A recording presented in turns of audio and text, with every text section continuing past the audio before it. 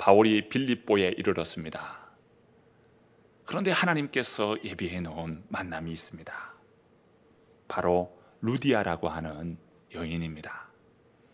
이 루디아는 대단한 사업가요, CEO였습니다. 두아디라 그 시에서 이 생산하는 그런 상품인 자주색 옷감을 취급하는 그러한 말하면 사업가입니다. 당시 두아디라 이 시에서 나오는 이러한 상품은 당시 최고의 물품이었는데, 이 자주색 옷감은 왕족, 귀족, 부유층의 상징물이었습니다. 그래서 나는 부유층이고 귀족이고 왕족이다 라고 하는 표시가 이 자주색 옷감을 두르는 것이었어요. 바로 그 자주색 옷감을 취급하는 그러한 이 사업가가 루디아였어요. 그런 그가 바울이 전한 예수 그리스도의 복음을 듣게 됩니다. 그 복음을 듣고 주 예수 그리스도를 믿기로 결심한 겁니다. 그의 믿음은 자신에게만 있던 것이 아니고 이제 가족에게 전합니다. 우리 온 가족이 예수 그리스도를 믿으십시다 설득하고 설명하면서 그들이 예수 그리스도를 믿도록 한 거예요. 그로 인하여 온 가족이 다 세례를 받게 됩니다. 그리고 이 루디아의 가정을 통해서 바로 빌립보 교회의 기초가 됩니다. 얼마나 소중한 만남이에요. 그런데 오늘 말씀을 보면 또 다른 만남이 있습니다. 바로 점치는 바로 여인이었어요. 점을 치는 한 여인을 만나게 됩니다. 본문 16절 말씀인데요, 함께 읽어볼까요? 함께 읽어봅니다. 우리가 기도하는 곳에 가다가 점치는 귀신 들린 여종 하나를 만나니 점으로 그 주인들에게 큰 이익을 주는 자라. 점치는 여인인데 이 여인은 바로 귀신 들려 점을 치는 그러한 여인이었다는 거예요. 이 여인에게 따라다니는 이름이 있습니다.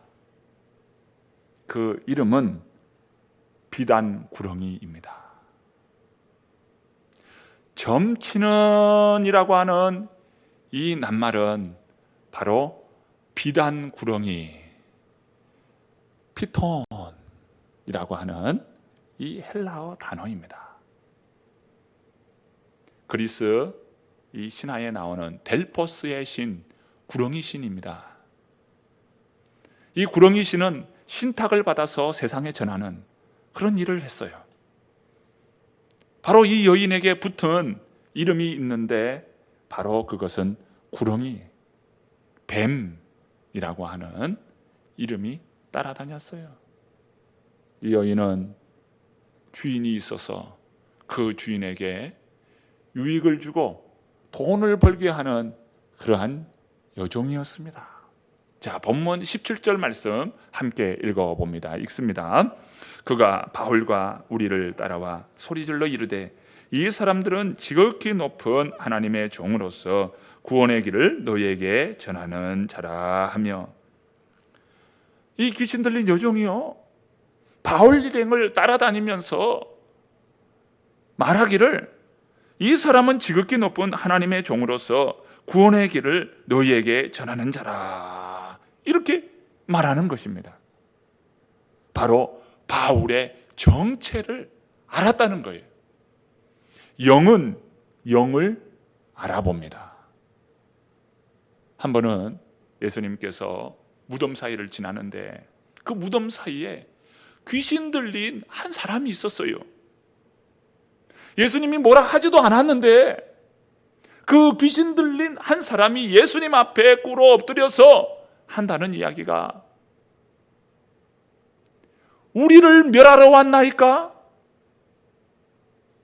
라고 말하면서 당신은 지극히 높은 하나님의 아들이니이다. 아주 귀신같이 알아요. 이게 귀신의 정체입니다. 예수님께서 사역하실 때에 지금 사역의 초반부인데 이 귀신 들린 한 사람이 예수님의 정체를 이야기하는 것입니다. 아직 제자들도 예수님이 누구신가 분명한 신앙 고백을 하기 전이에요. 베드로의 신앙 고백은 마태복음 16장에 가서야 베드로의 신앙 고백이 나옵니다. 주는 그리스도시요 살아계신 하나님의 아들이시니이다. 이 고백을 마태복음 16장에 가서나 하는 거예요. 그런데 이 귀신은 마태복음 8장에 이야기하는 것입니다. 그러니까 그 갭이 얼마나 큽니까? 예수님의 제자들도 예수님께 향하여 신앙 고백을 하지 않는데 이 귀신이 예수님을 알아보는 거예요. 지금 이 귀신 든 여종이 바울을 꿰뚫어 보았습니다. 그러면서 한다는 말씀이 무엇입니까? 17절 본문 자세히 한번 보셔요. 지극히 높은 하나님의 종으로서 구원의 길을 너희에게 전하는 자라 라고 말하고 있죠. 이 말을 면밀히 살펴보면 참 바울을 칭찬하는 말로 들립니다. 지극히 하나님의 그 종이다 라고 하면서 구원의 길을 전하는 자다 라고 말하는 것으로서 바울을 칭찬하는 말로 들려요. 그런데 이 말에는 바울의 칭찬보다는 여러 구원의 길이 있는데 그 가운데 한 구원을 전하는 그러한 사람이다 라고 하는 표현이 이 표현입니다. 우리가 영적인 분별력이 없을 때는 어때요? 세상 사람의 그런 말, 혹하는 그런 말에 우리가 다 마음을 빼앗깁니다. 그러나 우리가 분명한 진리의 기준이 있을 때는 영적인 분별을 통하여서 분명한 옳고 그름을 판별할 수 있는 것입니다. 요즘 시대에 일어나는 이단들을 보십시오. 이단들은 다 예수 그리스도를 이야기하고 하나님을 이야기하고 교회를 이야기하고 복음을 이야기합니다. 그런데 끝에 가서는 엉뚱한 이야기를 하는 거예요. 그래서 이단, 다를 이자에 끝단자를 써서 끝에 가면 다르다는 거예요. 앞에 다 하나님과 예수 그리스도와 또 교회와 복음을 이야기한다 하더라도 끝에 가서 달라지면 어때요? 모든 것이 다 달라집니다. 이게 이단이에요. 끝만 다른 것이 아니라 결국 끝이 다르는 것이 전체가 달라지는 것이에요. 결정적으로 다르게 되는 것입니다.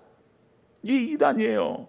그러므로 우리는 영적 분별력을 가지고 무엇이 진리인지 진리를 분명히 세워야 합니다. 우리가 영적으로 분별하지 못하면 이렇게 살짝 틀은 것 가운데에 빠지게 되는 거예요. 깨어 분별할 수 있는 우리 온 성도님들 되시기를 축복합니다. 자, 이어서 18절 말씀하고 있어요. 18절 말씀 함께 읽어봅니다. 이같이 여러 날을 하는지라 바울이 심히 괴로워하여 돌이켜 그 귀신에게 이르되 예수 그리스도의 이름으로 내가 내게 명하노니 그에게서 나오라 하니 귀신이 즉시 나오니라. 이 귀신 들린 자가요 바울의 정체를 알고 이야기합니다. 그런데 이 말이 예수 그리스도의 복음을 방해하는 일이 되게 해요. 특별히 오늘 말씀에 보면 바울이 심히 괴로웠다고 이야기하고 있어요. 왜 바울이 이렇게 심히 괴로웠을까요? 지금 빌립보의 시민들은요 바울이 전하는 이 복음의 메시지와 귀신이 점치는 이러한 일들에 대하여 분별력을 갖고 있지 못합니다. 분별력이 없어요. 그러므로 이 귀신 든 여인이 하는 이야기나 바울이 전하는 이야기나 이것이 동등하게 취급되는 것입니다. 바울이 그것이 괴로운 거예요. 예수 그리스도 생명의 복음이 귀신 든 자의 말과 동등되게 취급되고 있다는 것이 이게 괴로운 거예요. 바울은 날마다 이렇게 와서 방해하는 이 귀신 든 여종을 향하여 결단을 내립니다. 어떻게 합니까? 내가 주 예수 그리스도의 이름으로 명하노니 그 사람에게서 나오라! 그 사람에게서 나오라! 명하는 것입니다. 인생을 묻고 있고요. 솔타이, 영혼을 묻고 있다 이거예요. 영혼을 묶어서 그 인격체를 망가뜨리고 결국 그 인생을 파멸로 몰아가는 이 더러운 악한 영들에 대하여 예수 그리스도의 이름으로 나오라! 명하는 것입니다. 여러분, 신앙 안에 우리가 있으면서 때로는요, 이런 미혹의 영에 사로잡히고 거짓된 영에 사로잡혀서 인생이 파멸로 몰아가고 있다는 것을 깨닫지 못한 채 인생이 영혼의 그 솔타이에 묶여있는 영혼들이 있어요. 주님께서 오심은 사단의 모든 일을 멸하러 오심이라 요한일서 3장 8절에 말씀하고 있어요. 예수님께서 오심은 이 악한 영들 사단의 일을 멸하기 위하여 오셨다고 말씀하고 있습니다. 우리 주님께서 이 시간 오늘 우리의 삶과 우리의 가정과 오늘 우리의 인생 앞에 주 예수 이름이 선포됨으로 묶여있던 모든 것이 풀어지는 은혜의 역사가 있기를 간절히 축원합니다. 이렇게 바울이 명하자 이 더러운 귀신이 쫓겨나는 것입니다. 그러면서 일어나는 일들을 보십시오. 본문 19절 말씀입니다. 19절 말씀 함께 읽어봅니다. 여종의 주인들은 자기 수익에 소망이 끊어진 것을 보고 바울과 실라를 붙잡아 장터로 관리들에게 끌어갔다가, 점치는 귀신이, 이 점을 치는 귀신 든 이 여인이 이 바울이 명하는 예수 그리스도 그 이름으로 그 귀신이 쫓겨나게 된 것입니다. 귀신이 나가자 그 여인의 입이 잠잠해지게 된 것이죠. 바울을 괴롭히면서 따라다니면서 복음을 방해했던 그 여인의 입이 잠잠하게 된 거예요. 문제는 그 다음이, 이 여종을 부리는 주인이 있었어요. 오늘 본문에 보면 복수로 말합니다. 주인들이라고 말하고 있죠. 이 여인에게는 여러 주인이 있었다는 거예요. 마치 이 회사를 차려놓고 여러 사람들을 고용하여서 이익을 얻는 그러한 구조로 지금 이 여인을 둘러싸서 있는 모습인 거예요. 여인을 고용하고 여인을 부림으로 그 수익을 얻는 겁니다. 그런데 그 수익이 끊어지게 된 거예요. 수익이 끊어지자 그 주인들이 바울과 실라를 잡아 관리들에게 넘기는 겁니다. 모함하고 고발하면서 이 관리들에게 넘긴 것이죠. 이렇게 넘기는데요, 왜 이들이 이런 행동을 합니까? 그 이유는 단 한 가지예요. 오늘 말씀해 보면 자기 수익의 소망이 끊어지기 때문이었다는 것이에요. 만약 바울이 귀신을 쫓아내므로 그 주인들이 수익이 더 늘어나게 됐다라고 한다면 바울을 고발했을까요? 고발하지 않았죠. 그런데 자신의 수익이 끊어지니까 그 돈이, 수입이 없어지니까 바울을 고발한 것입니다. 이것이 바로 오늘 이 시대예요. 세속의 욕망에 사로잡힌 사람들의 모습인 것이죠. 자신의 배를 채우기 위해서 끝없이 욕망을 쫓아서 살아갑니다. 때로는 불의한 일에도 서슴지 않고 그 욕망을 채우기 위해서 일을 합니다. 만약에 자신의 수익이 끊어졌다, 수익이 줄어들게 되었다, 이렇게 되면 그러한 원인을 제공한 사람들을 향하여 짓밟아 버리는 거예요. 이것이 바로 세속적 욕망을 사는 사람들의 모습입니다. 자, 이들이 어떻게 합니까? 20절과 21절 말씀이에요. 우리 20절, 21절 말씀 함께 읽어봅니다.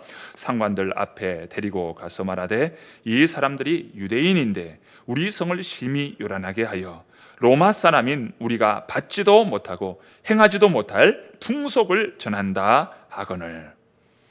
귀신 들린 여종의 주인들이 바알과 실라를 붙잡았습니다. 그리고 그들을 관리들에게 넘깁니다.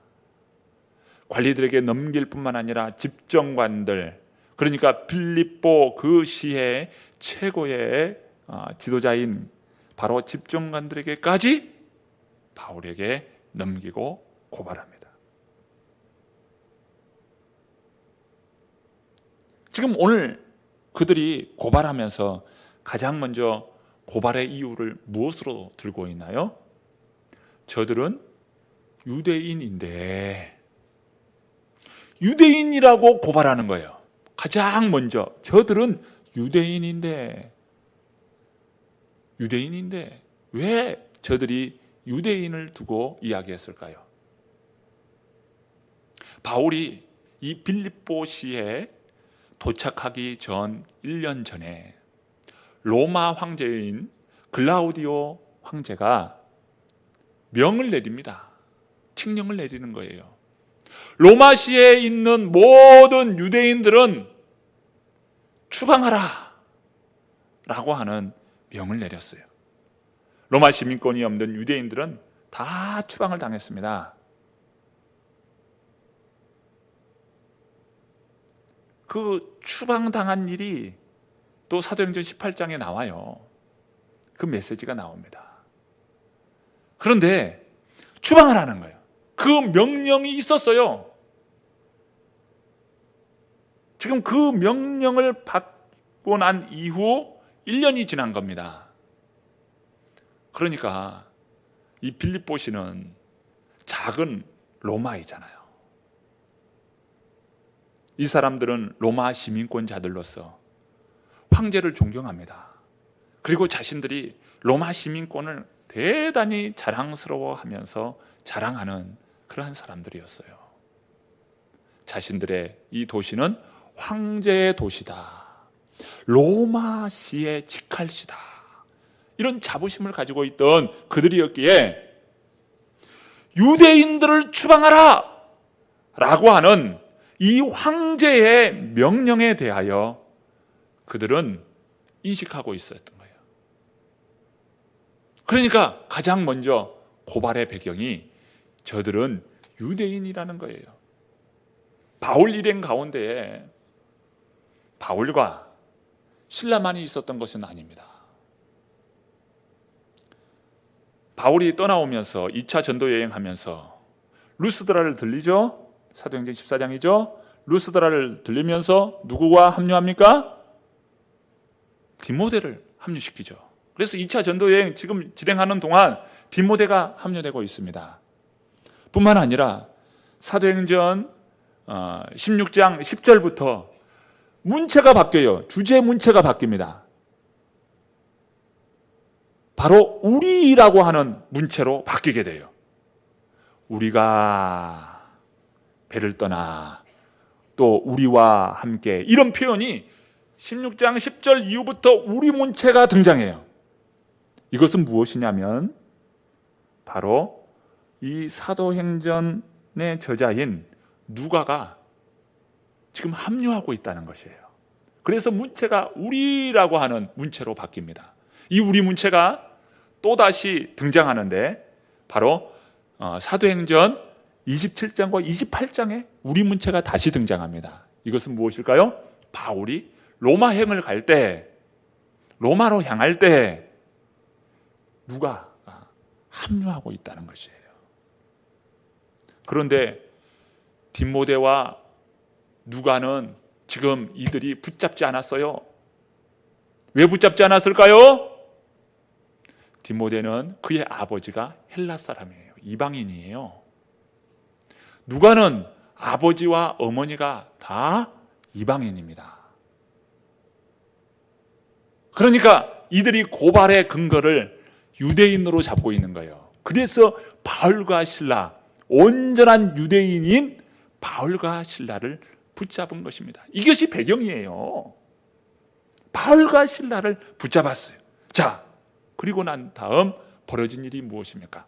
본문 22절부터 24절의 말씀이에요. 우리 함께 읽어봅니다. 무리가 일제히 일어나 고발하니 상관들이 옷을 찢어 벗기고 매로 치라 하여 많이 친 후에 옥에 가두고 간수에게 명하여 든든히 지키라 하니 그가 이러한 명령을 받아 그들을 깊은 옥에 가두고 그 발을 착고에 든든히 채웠더니, 당시 이 로마 시대에 때리고 옥에 가두는 것은 아주 최고의 형벌에 속합니다.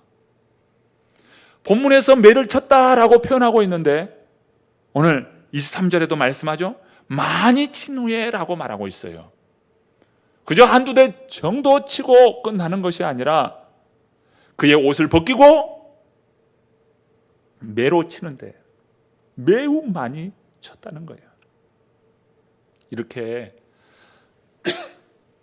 매질을 당하면요, 살이 터지고 피가 범벅이 되고 살까지 이렇게 막 튀어나와서 심한 염증이 생기는 거예요. 여러분, 뭔가 이 베일 때도 아프지만 베이고 난 이후에 하루 정도 지나 보세요. 거기가 주위가 벌겋게 막 후끈거리면서 달아오릅니다. 그래서 상처에 막 욱신거림이 더해지는 거예요. 왜 그래요?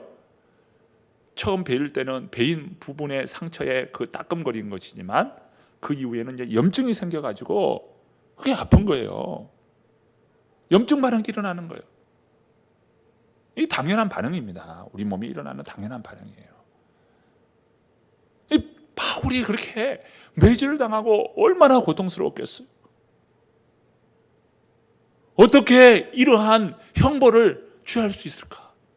여러분, 그 바울이 말이죠, 귀신 들린 여종을, 그 귀신을 쫓아냈다고 받은 형벌치고 너무 과하지 않습니까? 어떻게 이렇게 심하게 매질을 하고 깊은 감옥에 가두냐, 이 말이에요.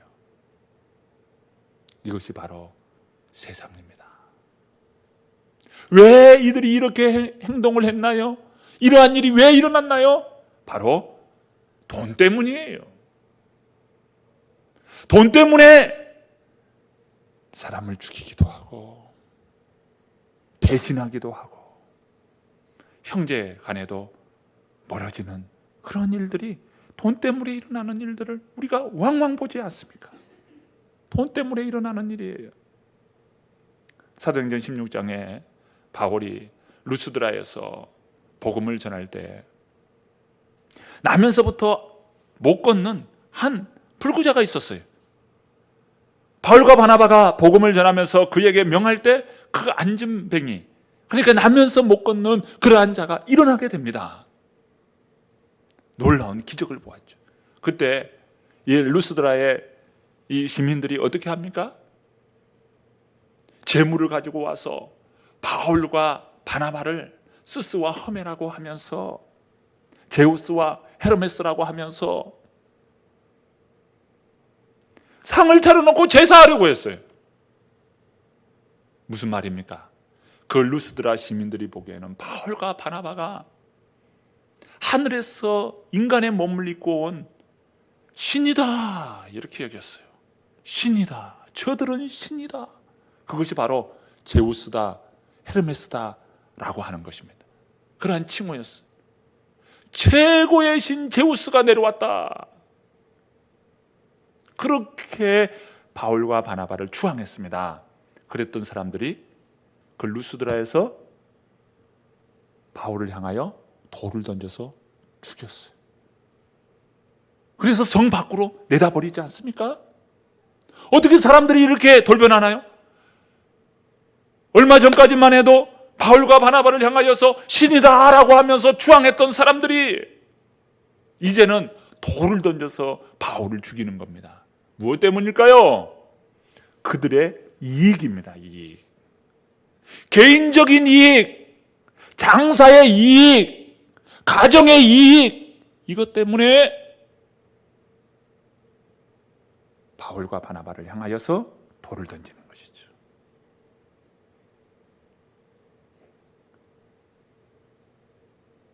이제 바울이 3차 전도여행 때 에베소에 복음을 전하는데요, 에베소에서 일어나는 일도 마찬가지입니다. 그 사건에도 역시 돈의 문제예요.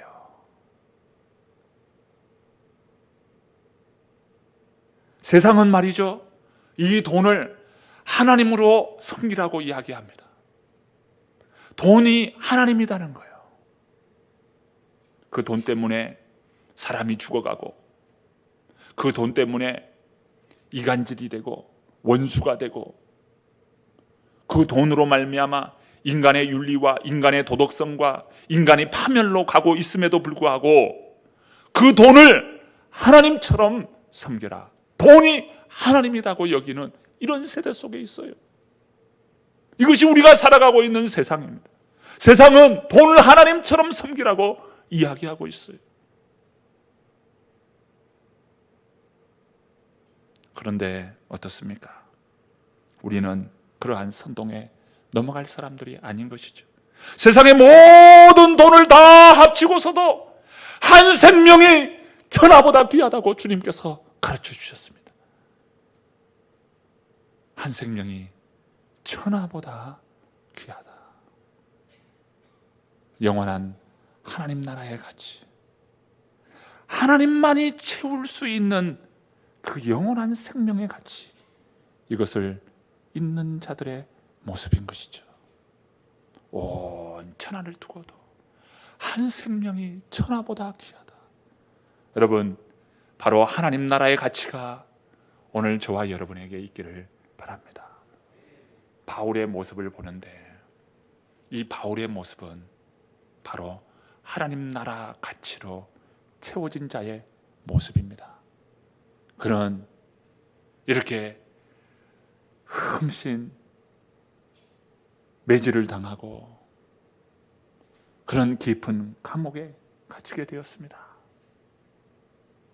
그런 바울은 영혼을 바라보며 영혼을 살리고 영혼을 구원하였다는 이러한 감격에 그의 심령에는 하나님을 향한 감사가 있고 하나님을 향하여 찬양합니다. 이것이 무엇입니까? 하나님 나라, 바로 그 하나님 나라의 가치가 그 바울에게 있었던 것이죠. 바울의 심령에는 바로 우리 주님의 은혜의 생수가 흐르고 있어요. 무엇으로도 바꿀 수 없고 무엇으로도 채울 수 없는 우리의 하나님의 은혜의 생수가 이 심령 안에 흐르고 있다, 이 말입니다. 세상은 우리를 선동하고 우리에게 세속적인 욕망을 가르치고 요구할지라도 오늘 우리들은 세속의 욕망, 세속의 가치가 아니라 하나님 나라 가치로 새로워지는 저와 여러분 되기를 축복합니다. 바울의 모습 속에서 영원한 하나님 나라 가치를 보게 됩니다. 무엇으로도 바꿀 수도 없고 무엇으로도 채울 수 없는 그 은혜의 생수가 우리 모든 성도님들의 그 삶 위에 풍성하기를 간절히 축원합니다.